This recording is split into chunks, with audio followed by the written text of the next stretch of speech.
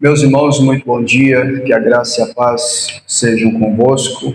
Nós vamos orar neste momento e apresentar ao Senhor nosso culto de ensino nesta manhã e pedir ao Senhor que Ele possa falar conosco através da pregação e do ensino da Sua poderosa palavra.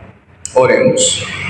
Senhor nosso Deus, eterno e glorioso Pai, nesta oportunidade, desta manhã, aqui estamos respirando pela Tua misericórdia. Por isso nós nos humilhamos diante da Sua presença, nós nos prostramos diante da Tua face, porque só Tu, Senhor, tens palavras de vida eterna. Senhor, nós queremos clamar e pedir ao Senhor perdão pelos nossos pecados, perdão pelas nossas falhas, nossas transgressões, nossas iniquidades. Pedimos que o Senhor fale conosco através da pregação da Tua palavra, da exposição do Teu Evangelho, que possamos mais uma vez sermos alimentados, edificados e saciados pelo poder da Sua palavra.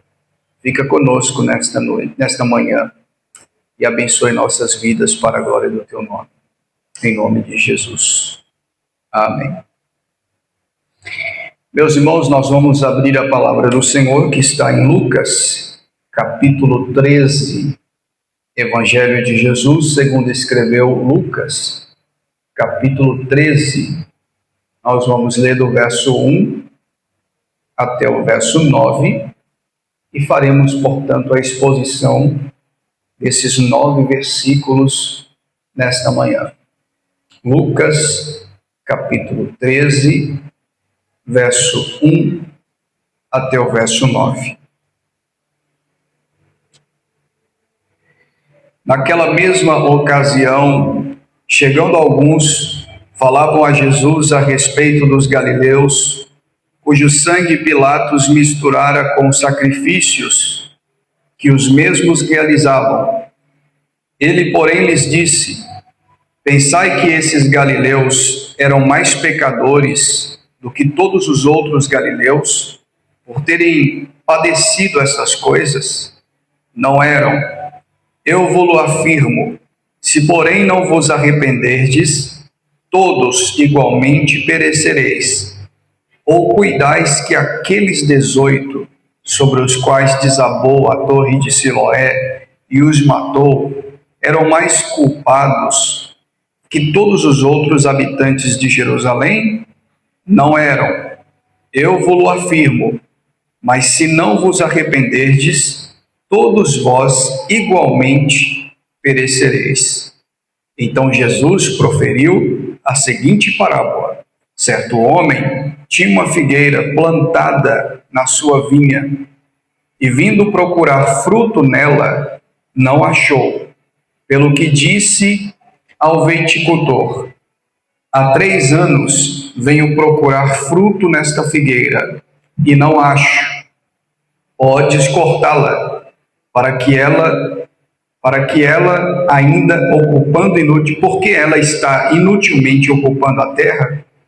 Ele, porém, respondeu: Senhor, deixa-me ainda este ano, até que eu escave ao redor dela e lhe ponha estrume.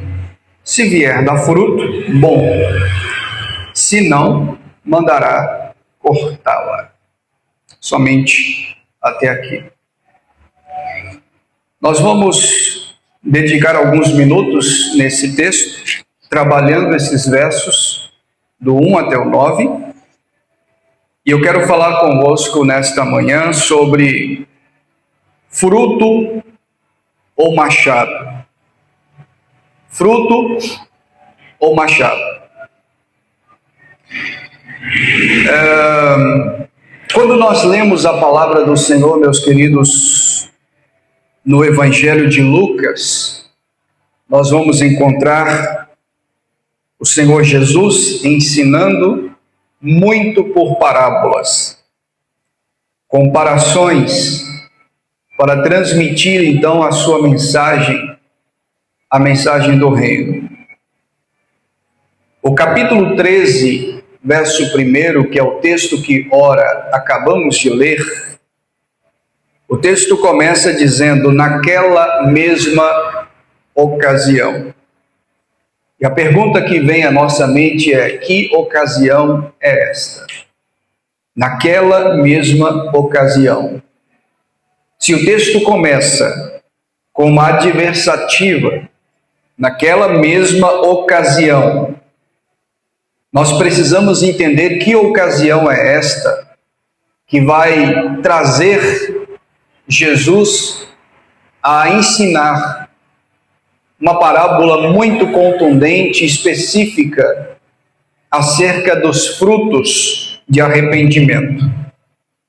A ocasião, portanto, está no capítulo 12, que é o contexto imediato dessa passagem. No capítulo 12, versos 35 até o verso 40, o Senhor Jesus está falando do juízo vindouro, do juízo que virá, do juízo que será derramado sem misericórdia a este mundo, aos povos que habitam sobre a terra. Capítulo 12, verso 35 até o verso 40, você pode ver comigo aí na sua Bíblia, o próprio Senhor Jesus anunciando: cingindo esteja o vosso corpo e acesas as vossas candeias, sede vós semelhantes a homens que esperam pelo seu Senhor, ao voltar ele das festas de casamento, para que quando vier e bater a porta, logo lhe abram. Bem-aventurado aqueles servos a quem o Senhor, quando vier, os encontre vigilantes. Em verdade vos afirmo que se ele há de cingir-se, dá-se-lhes lugar à mesa e aproximando-se os servirá. Quer ele venha na segunda vigília, quer na terceira, bem-aventurados serão eles, se assim os achar. Sabei, porém, isto: se o pai de família soubesse a que hora havia de vir o ladrão, vigiaria e não deixaria arrombar a sua casa. Ficai também vós apercebidos, porque a hora em que não cuidais, o Filho do Homem virá. Enquanto Jesus anunciava essas palavras de juízo sobre a sua segunda vinda, nesta mesma ocasião, nesse mesmo momento, nessa mesma circunstância, ele começa a ensinar sobre a necessidade de arrependimento. Nesse contexto aqui, alguns chegavam até Jesus para relatar sobre um fato acontecido. Enquanto ele está anunciando o juízo que haverá de vir, o juízo vindouro, alguns aproximam de Jesus para relatar um fato que ocorreu na cidade velha de Jerusalém.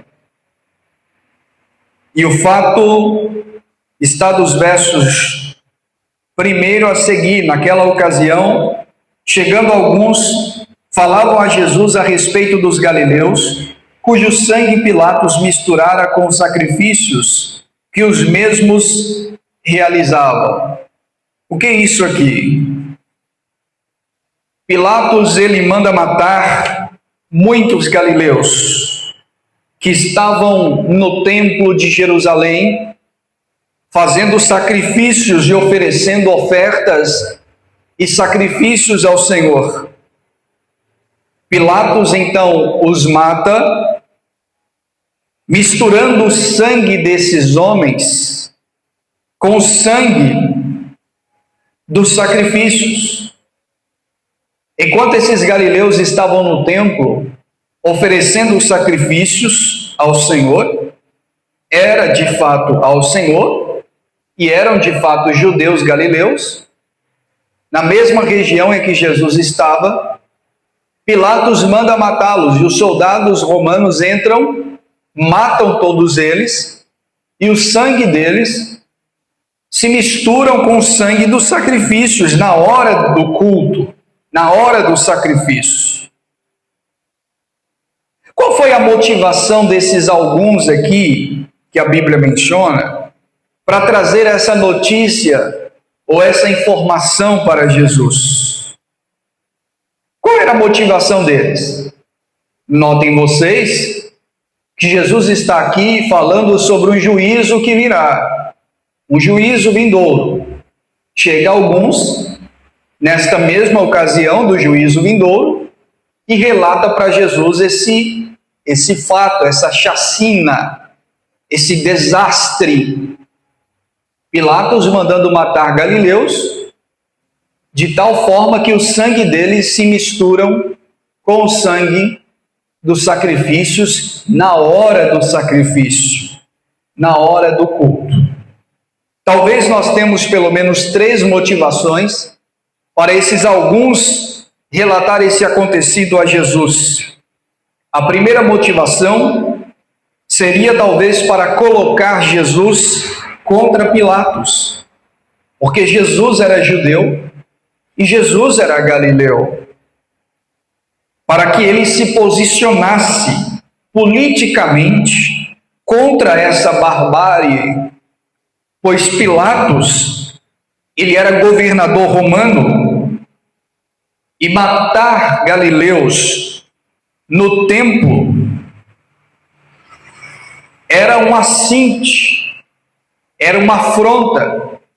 Haja visto que a região da Galileia, Pérea, Judeia, era governada por um outro homem chamado Herodes, e não por Pilatos. Apesar de toda a região da Palestina, no tempo de Cristo, ser governada pelo Império Romano, estando sobre a jurisdição do Império Romano, nós sabemos que quando Alexandre o Grande ele morreu, ele repartiu o seu reino para 4 dos seus generais, haja visto que ele não tinha filhos. Então o mundo da época será governado pelos romanos, e Herodes vai assumir a região da Galileia e da Judeia. Havia 4 tipos de Herodes, 4 Herodes, e um deles vai governar a região da Judeia, que é Herodes o Grande. Outro vai governar a região da Itureia, que era Herodes Antipas. Outro Herodes Filipe, e assim sucessivamente. Nessa região aqui, que é a região da Galileia, quem governava era o próprio rei Herodes, considerado o rei dos judeus. Então é muito provável que esse incidente que ocorreu aqui colocou Herodes contra Pilatos. E os dois vão criar uma espécie de uma inimizade política. E essa inimizade só vai ser resolvida lá no julgamento de Jesus, lá no julgamento de Cristo, quando um envia Jesus para o outro, justamente por causa desse mesmo motivo, porque Jesus ele era galileu, e quem governava a região da Galileia era Herodes. Por isso que Pilatos envia Jesus para ser julgado por Herodes. Então essa inimizade deles será provocada por causa dessa chacina, e talvez essa inimizade só será resolvida lá no julgamento de Jesus.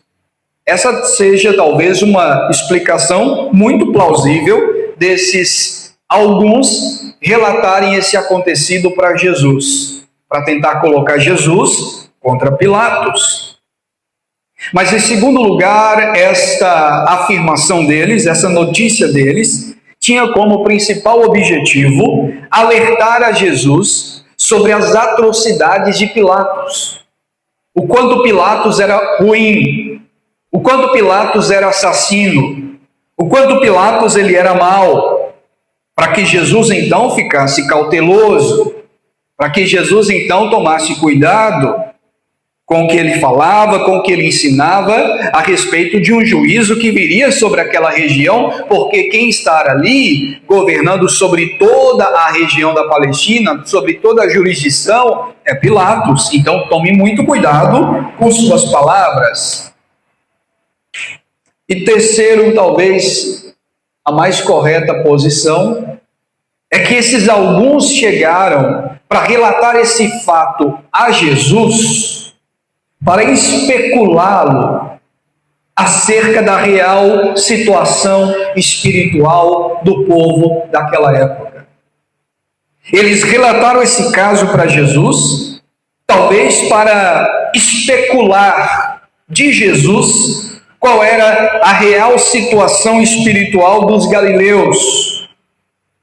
Porque aqueles galileus estavam oferecendo a Deus um sacrifício.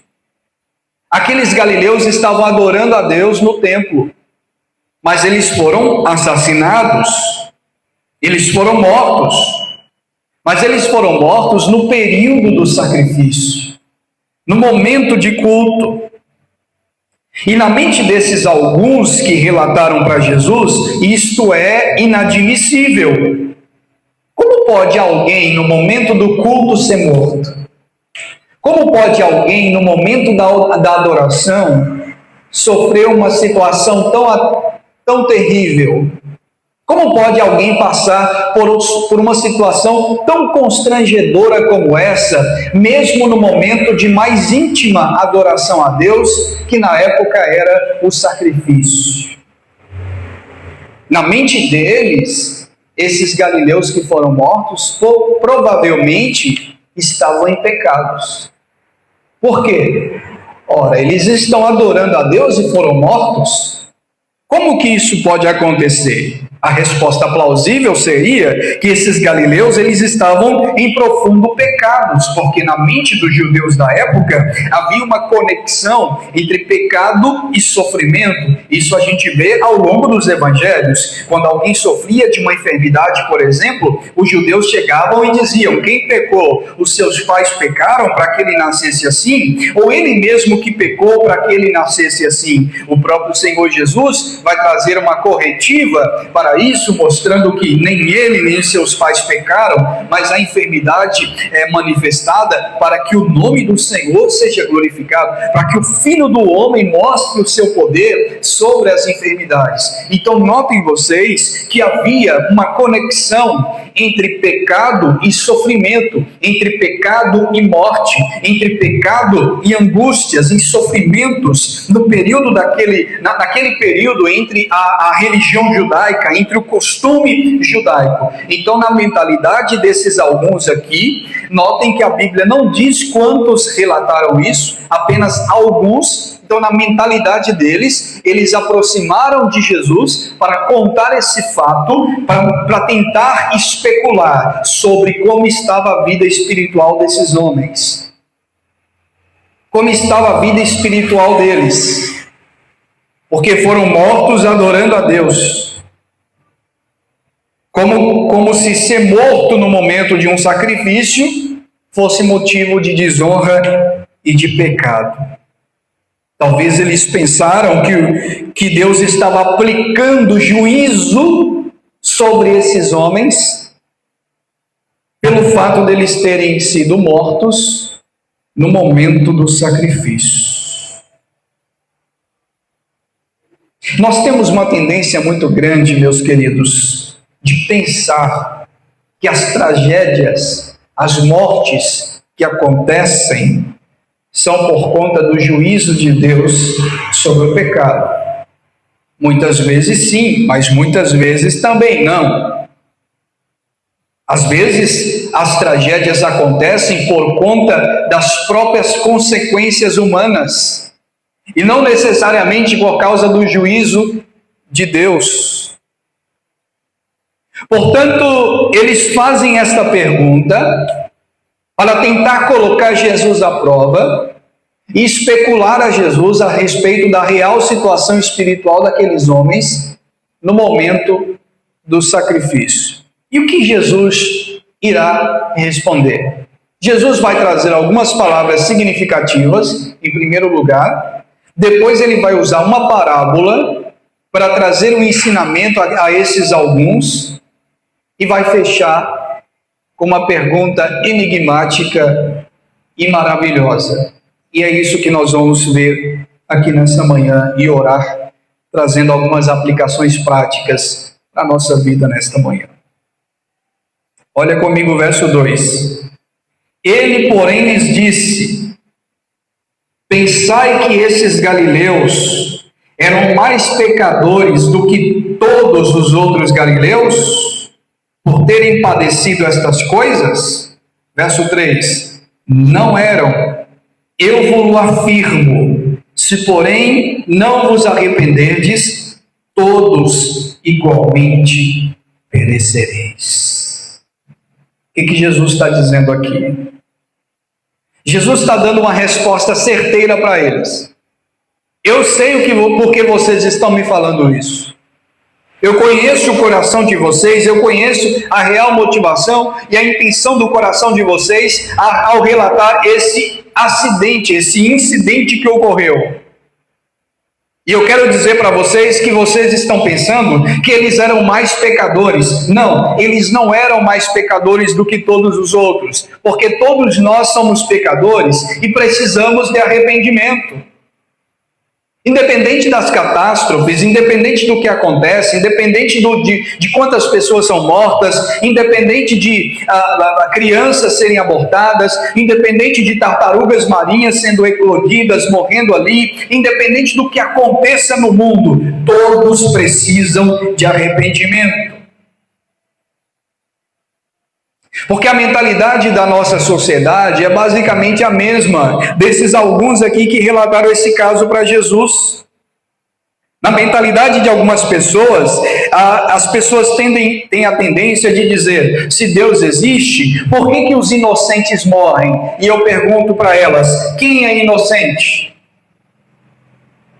Quem vocês afirmam que é inocente? A Bíblia diz que todos precisam de arrependimento. A Bíblia diz que todos pecaram e carecem da glória de Deus. Portanto, não existem inocentes.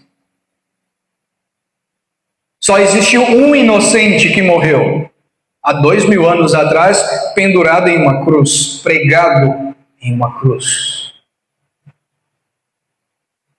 Então Jesus dá uma resposta certeira: olha, eu quero dizer para vocês que a especulação de vocês é que esses homens morreram no momento do sacrifício porque eles estavam em pecado, mas eu quero dizer para vocês que não, vocês estão completamente enganados.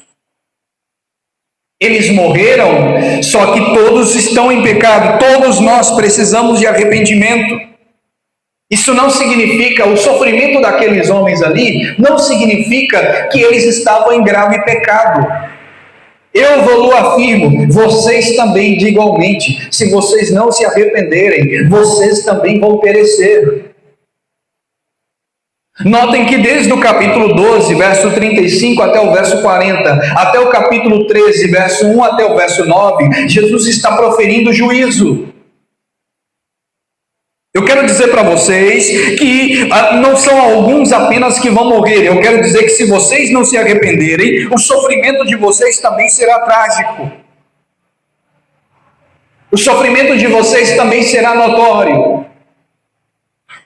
E se Jesus pregou uma mensagem tão dura como essa, por que hoje pregar uma mensagem como essa é sinônimo de abuso religioso? Por que dizer para as pessoas que se elas não se arrependerem, elas irão perecer e serão condenadas eternamente no inferno? É motivo de escárnio e é motivo de intolerância, abre aspas. Sendo que a própria Bíblia diz isso. E a Bíblia dá uma relação de pessoas que serão condenadas. Os mentirosos, os efeminados, e efeminados são homossexuais que não se arrependeram, os assassinos, os idólatras, os que amam e praticam a mentira, os ladrões, os cães, que são os falsos profetas. A Bíblia dá relação para eles e mostra que eles perecerão. E por que quando algum pastor exerce esse ofício de anunciar a mensagem de juízo sobre a nação e sobre o povo, ele é tido como intolerante? Jesus recebe uma notícia de uma tragédia onde vários galileus foram assassinados e a especulação deles é que esses galileus estavam em pecado. Aí Jesus diz: vocês também estão e vocês vão perecer se vocês não se arrependerem.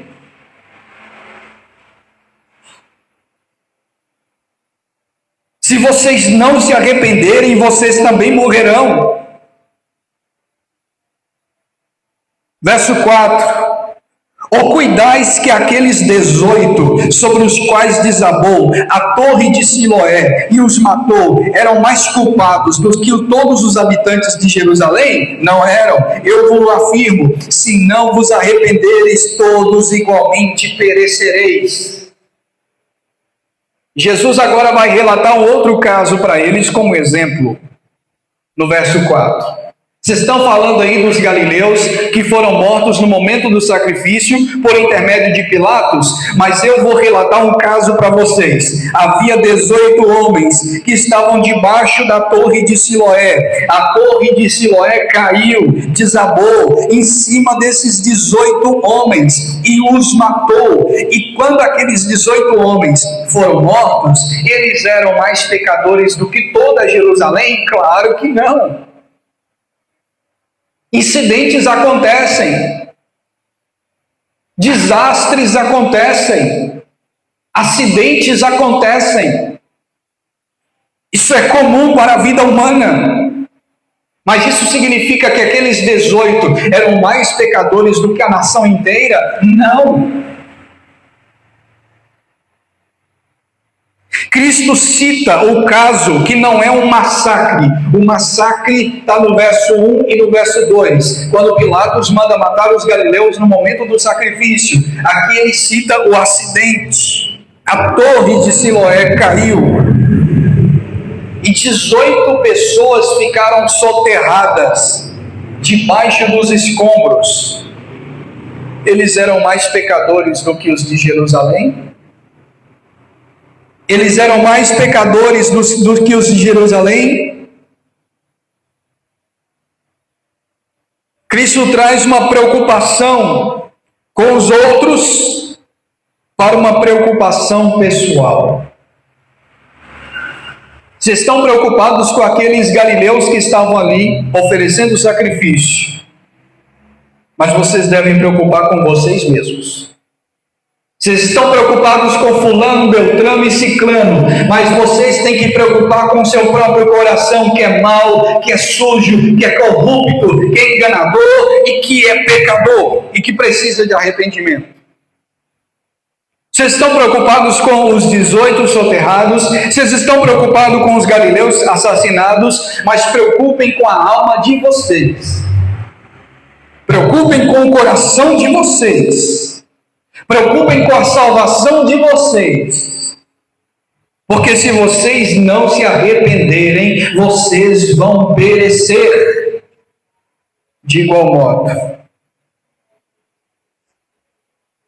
Jesus está dizendo aqui, meus queridos, que diante de uma catástrofe, nós devemos que parar de olhar para elas, ou para as pessoas que sofrem catástrofes, e olhar para nós mesmos. Só que nós temos uma mania de olhar somente para as pessoas que sofrem as catástrofes. Mas Jesus está dizendo: olhe para você mesmo, olhe para si mesmo. Ninguém está imune de passar uma situação difícil. Olhe para você mesmo. Você não julga as pessoas como ela vive, e nem julga as pessoas como ela morre. Porque o fato de morrer em algum momento ou em alguma situação não indica o fato de como ela viveu.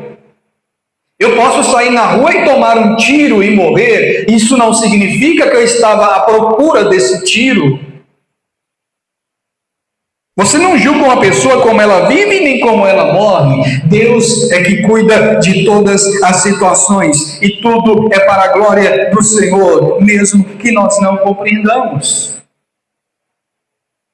A resposta de Jesus no verso 3 e no verso 4 traz o assunto para os próprios interrogadores. A resposta é um fechamento de caixão em cima do argumento. Traz a pergunta para eles mesmos questionarem. Aí no verso 5 ele aplica: não eram, eu vos afirmo, se não vos arrependerdes, todos igualmente perecereis. Vendo Jesus que isso era um pouco complexo ainda para eles compreenderem, porque, tadinho, a mente deles era como a mente de muita gente que eu conheço. Não compreende nada do Evangelho. Aí Jesus então vai abrir o leque. Então eu vou desenhar isso aqui para vocês. Eu vou explicar e vou desenhar. Verso 6 até o verso 9, ele vai dar uma parábola. Ele vai dar uma história. Ele vai dar um ensinamento. Desenhando isso. Agora é impossível vocês não entenderem, porque agora eu vou desenhar para vocês isso aqui, que eu acabei de ensinar. Então Jesus proferiu a seguinte parábola, verso 6. Certo homem tinha uma figueira plantada na sua vinha, vindo procurar frutos nela, não encontrou. Pelo que disse ao viticultor: há 3 anos venho procurar fruto nesta figueira e não acho. Pode cortá-la. Por que ela está ocupando inutilmente a terra? Ele, porém, respondeu: Senhor, deixa ainda este ano, até que eu escave ao redor dela e lhe ponha estrume. Se vier a dar fruto, bem. Se não, mandará cortá-la. Bom, Jesus está mostrando aqui que todos eles precisam de arrependimento. Não apenas os 18 soterrados debaixo da torre, e não apenas os galileus mortos no momento do sacrifício por Pilatos, mas todos precisam de arrependimento. Os que sofrem não são mais pecadores dos que os que não sofrem. Os que não têm paz não são mais ou menos pecadores dos que os que não têm paz ou os que têm paz. O não arrependimento é a maior tragédia da vida humana. Notem que ele faz uma transição desse fato aqui para o verso 6, para contar essa parábola, mostrando que todos, igualmente, precisam de arrependimento. Tanto quem sofre, quanto quem não sofre. Quanto quem está passando dificuldade, como quem não está passando dificuldade. Jesus está mostrando, de maneira prática, a necessidade que o homem tem de se arrepender dos seus pecados, de buscar a Deus e de viver uma vida em santidade de modo digno do Evangelho. Essa parábola é muito simples e ao mesmo tempo profunda, porque do verso 6 até o verso 7 nós vamos ver que aqueles a quem Deus outorga privilégios espirituais, ele espera frutos espirituais. Eu vou repetir. Aqueles que Deus outorga privilégios espirituais, Deus espera frutos espirituais. Verso 6, então Jesus proferiu a seguinte parábola: um certo homem tinha uma figueira plantada em sua vinha, e vindo buscar fruto nela, não encontrou, ou não achou. Pelo que disse ao viticultor: há 3 anos venho procurar fruto nessa figueira, e não acho. Pode cortá-la, porque ela está ocupando inutilmente a terra. Aqui nós temos uma problemática muito grande aqui. Nós temos uma figueira que está plantada num lugar diferente, que está plantada num lugar atípico de figueira. Figueira deve estar plantada junto com figueiras, mas essa figueira está plantada no meio de uma vinha.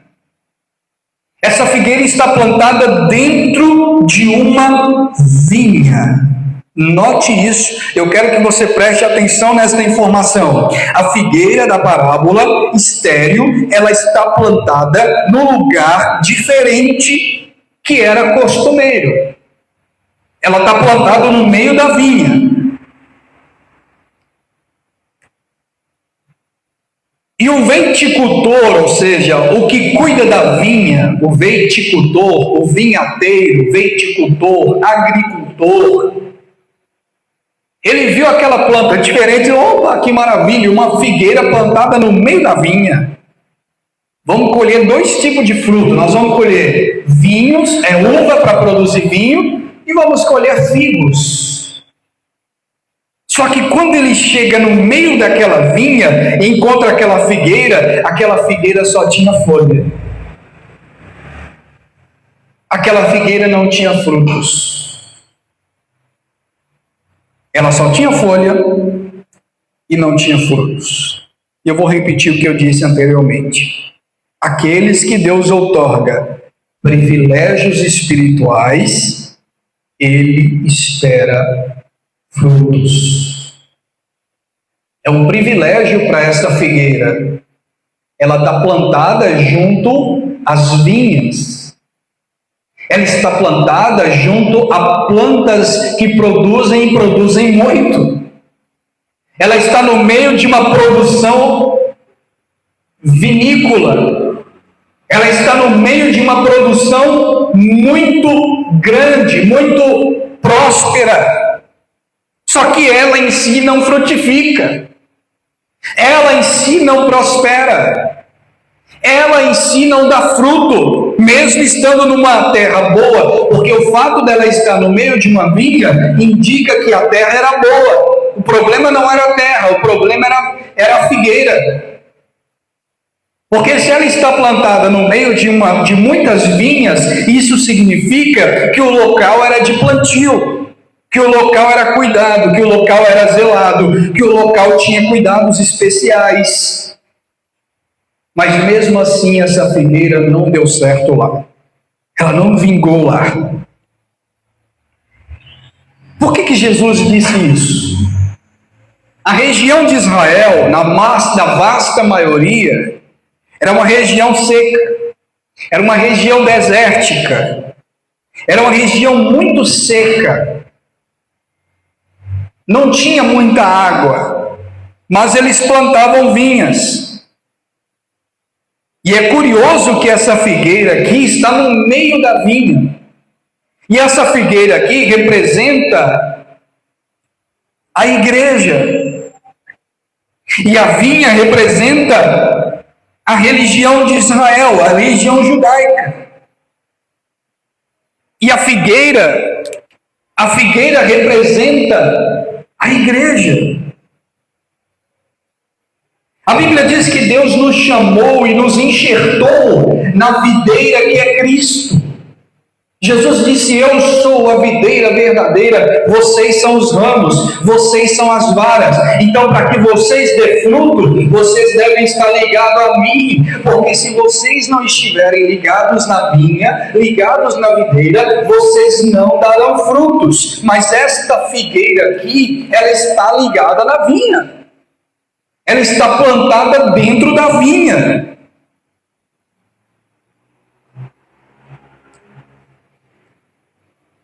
Esta figueira aqui representa também todos aqueles que relataram esse caso para Jesus. Eles estavam no meio de uma vinha muito próspera. Eles estavam perto de uma videira verdadeira, Jesus Cristo. Mas ainda eram ignorantes das Escrituras. Não compreendiam o que era arrependimento. Eu quero caminhar para a gente encerrar, mas não tem como eu passar sem fazer breves aplicações práticas. Quantas figueiras nós conhecemos hoje que estão junto com a videira, mas não dão frutos? Crentes velhos, crentes que estão há muitos anos na igreja, mas é ruim, mas não presta. Mas não presta para nada, não vale um centavo, mas está na igreja. Não presta, mas está na igreja.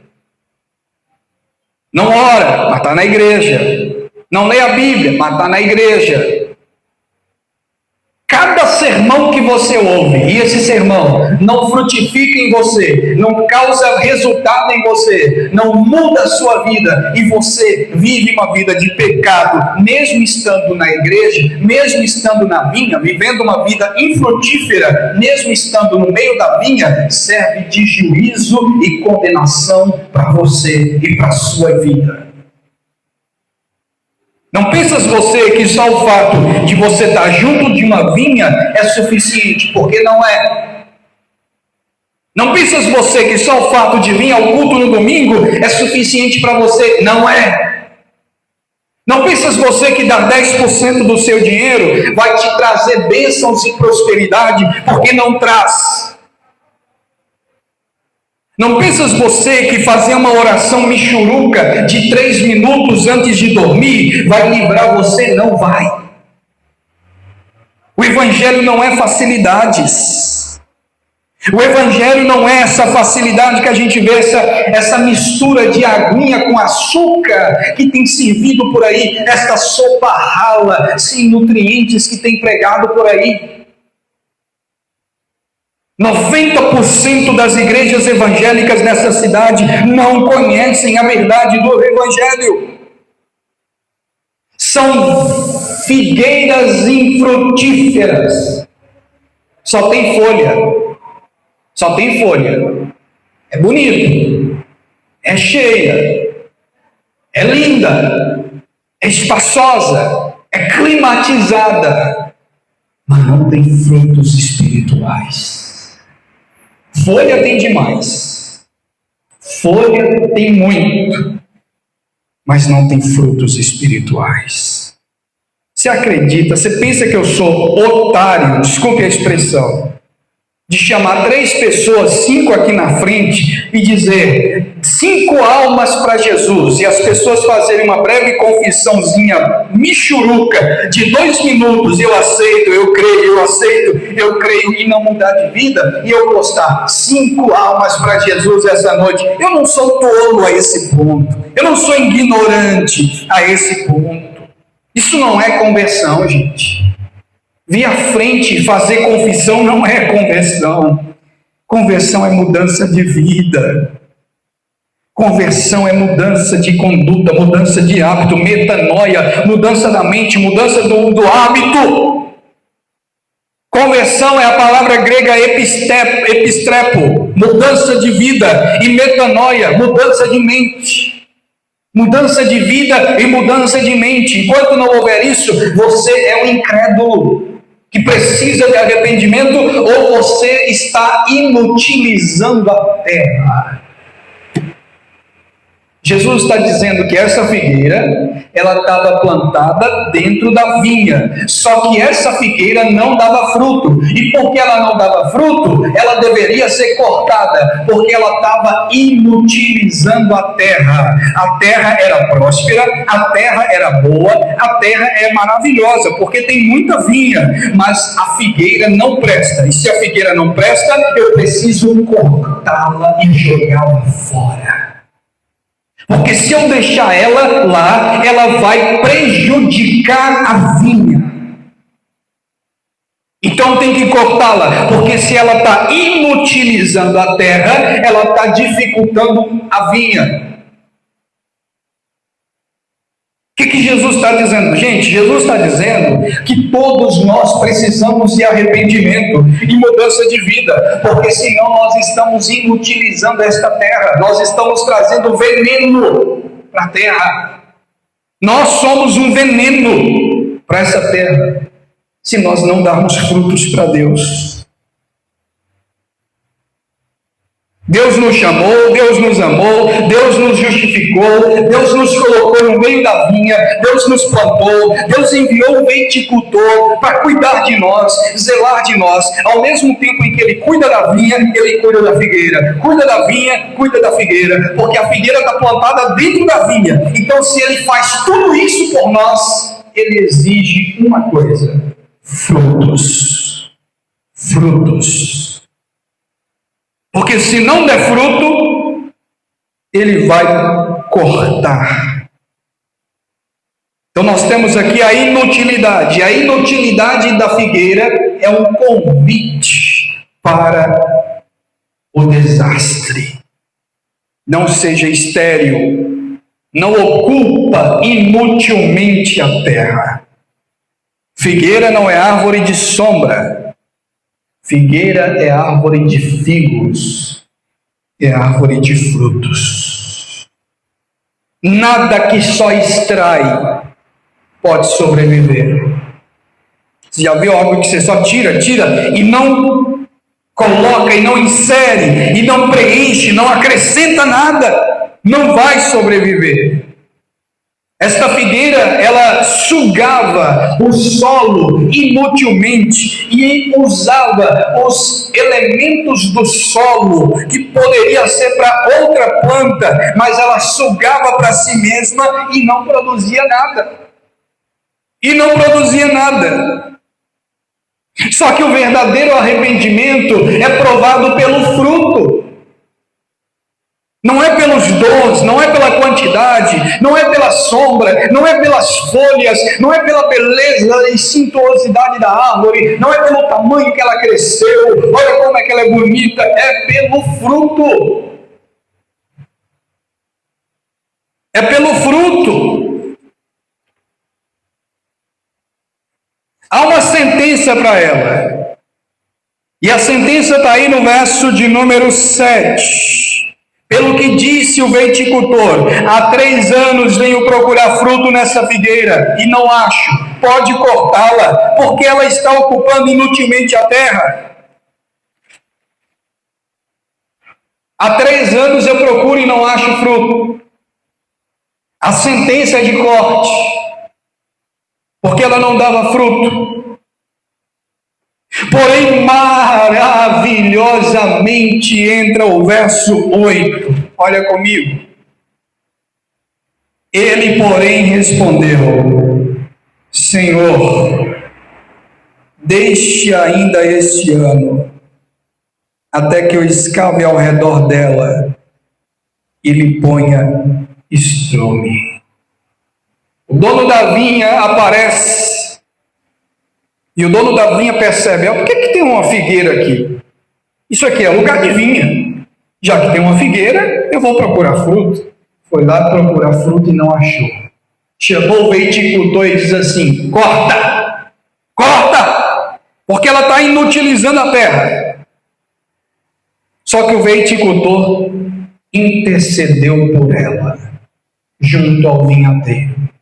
O viticultor olha para o vinhateiro e diz assim: tem 3 anos que o Senhor procura fruto e não acha, mas eu te peço ainda mais um ano, eu te peço ainda mais um momento. Verso 8: ele, porém, respondeu: Senhor, deixa ainda este ano, até que eu escave ao redor dela e lhe ponha estrume. Se ela vier a dar fruto, bem, se não, mandará cortá-la. Note que tanto o vinhateiro quanto o viticultor exige fruto. A questão é o tempo. O vinhateiro exigiu durante 3 anos e não encontrou, então vai cortar. Mas o viticultor pede mais um ano, porque ele vai cuidar melhor, ele vai ajustar um pouco, ele vai melhorar um pouco a vida da figueira, para que ela então dê fruto, Maravilhosamente, o viticultor pede um tempo para essa figueira.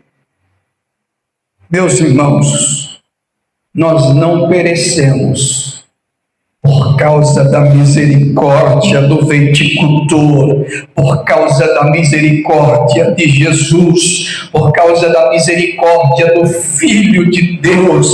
É por isso que nós não perecemos. Nós somos podres, nós somos inúteis, nós não valemos nada, nós não prestamos para nada, nós somos figueiras infrutíferas, mas pela misericórdia o viticultor que deu tempo ao tempo, desceu da sua eternidade, se tornou um de nós, assumiu a posição de servo, humilhou-se como homem, se tornando um de nós, assumindo nossa culpa, perdoou nossos pecados e trouxe sobre nós verdadeiro arrependimento, produzido em nosso coração pelo poder do seu Santo Espírito, que nos convenceu do pecado, da justiça e do juízo. Este é o verdadeiro Evangelho. Nós não perecemos por causa da intercessão do viticultor. Dê-me mais um ano e eu vou fazer um negócio.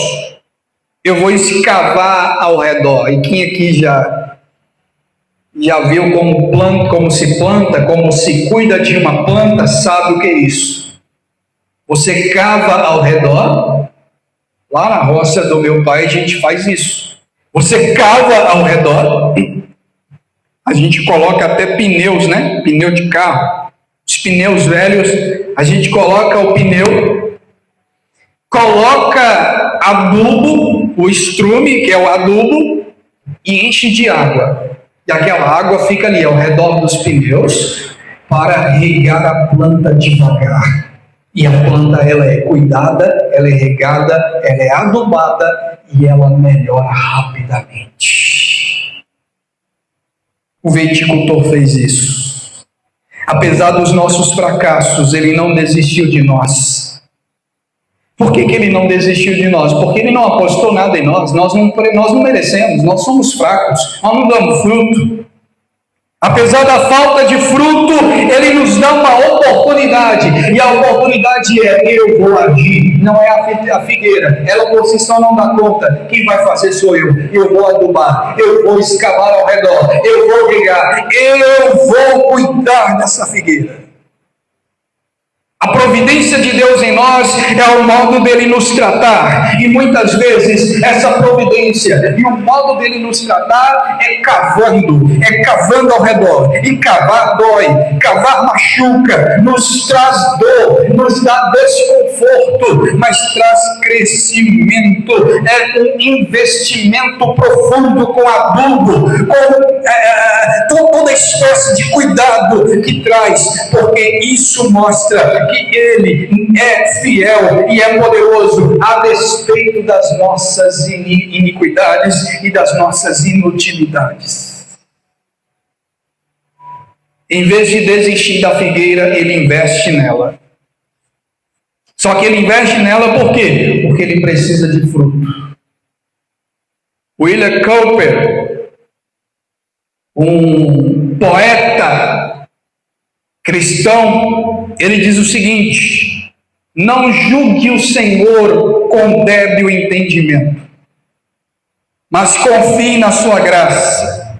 Por trás de uma providência carrancuda, ele oculta uma face sorridente. Por trás da dificuldade, Deus tem uma face sorridente. Por trás de uma providência difícil, carrancuda, Deus tem uma face sorridente. Ele cuida de nós, Ele zela de nós, Ele não desiste de nós, porque Ele exige frutos de nós. Ele está nos adubando com a palavra. Cada culto, cada pregação, cada sermão, cada ensinamento, cada oração é o adubo, é o cuidado. Ele está zelando da figueira. E no verso 9 nós temos, portanto, a conclusão, a oportunidade final. Não temos o direito de abusar da paciência de Deus. Enquanto tem gente que está falando aí de abuso espiritual, coisa que a Bíblia não diz, isso é uma invenção humana, eu nesta manhã falo do abuso que nós cometemos contra Deus. Não é de um abuso que um homem comete contra outro, que é errado, mas eu quero falar nesta manhã sobre o abuso que nós cometemos contra Deus. de abusar da paciência de Deus. Se a gente não der fruto, Ele vai cortar. É assim que Deus trabalha. Deus não passa a mão na cabeça de ninguém. Deus não é homem. Deus é juízo. Deus é justiça. Deus não tem o culpado por inocente. Ele condena. Ele ainda é um Deus que condena. E é isso que eu vou continuar pregando. Ele é um Deus que condena. Se você não se arrepender, você será cortado. Você será cortado, pesado e dividido. Ele é o Deus do mene, tekel, passim. Pesado, pesado, cortado, pesado. Fostes na balança e fostes achado em falta. Ele ainda é um Deus de juízo. Isso deve tremer-nos, porque se não darmos frutos, o machado já está posto à raiz das árvores. O machado de juízo de Deus irá decepar os homens. A morte, a destruição deles será inevitável. Nós não sabemos o desfecho dessa parábola. A gente não sabe o que aconteceu. Se a figueira deu fruto, se não deu. Se a figueira frutificou e ficou lá, belezinha, frutificando, ou se ela então depois de um ano foi cortada. E sabe por que nós não sabemos o desfecho dessa figueira? Porque essa figueira ainda existe. Essa figueira somos nós. Essa figueira somos nós. Cristo deixa de forma insuspensa essa parábola, pois a figueira somos nós. E a resposta para essa parábola é a nossa conduta hoje. Fruto ou machado? Jesus usou essa parábola para mostrar para aqueles alguns que relataram o caso da destruição dos galileus, para mostrar que não somente eles, mas nós também precisamos dar frutos. Nós também precisamos de arrependimento. Não somente os 18 soterrados em Siloé. Nós também precisamos dar frutos. Nós também precisamos de arrependimento. Quais são as aplicações práticas desse sermão? A aplicação é o próprio sermão em si. Se você não der fruto, gente, se nós não dermos frutos para Deus, Deus ele não vai mais tolerar-nos. Deus não vai tolerar-nos. Deus irá nos cortar. Deus irá nos destruir se não produzirmos frutos. Porque o não arrependimento é fatal. O não arrependimento é fatal. Por isso que o Evangelho ainda é: arrependei-vos e crede no Evangelho. Enquanto outros lugares estão pregando outra coisa, aqui será isso e ponto final. Arrependei-vos e crede no Evangelho.